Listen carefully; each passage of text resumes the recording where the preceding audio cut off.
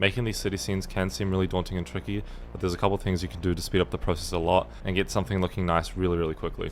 What I usually start with is using a plugin called Blender OSM, and essentially you just grab satellite data, and it'll give you something like this. You select all of these, A to select all, and then U, and then just do a cube projection unwrap, and then you just want to scale those UVs. You're going to want to use a texture sort of like this. Once you've done that, obviously you don't want every building to be the same, so what I do is I do tab and then just click L, and you do this to a bunch of buildings. And your material assign a new material to different buildings. So it's a really cheap way to sort of have a bunch of texture variation. For example, in this scene, we have these sort of building blocks here, which are low poly, but I've mixed in a bunch of assets where the camera is sort of seeing the shot. So essentially I'm just picking a couple different sort of blocks here and really focusing on adding detail in those blocks where light is. So you'll see here, for example, I spent a lot of time adding detail with like shading, so like using detailed models and adding more kit bash on top, so to add that detail just because there's a lot of light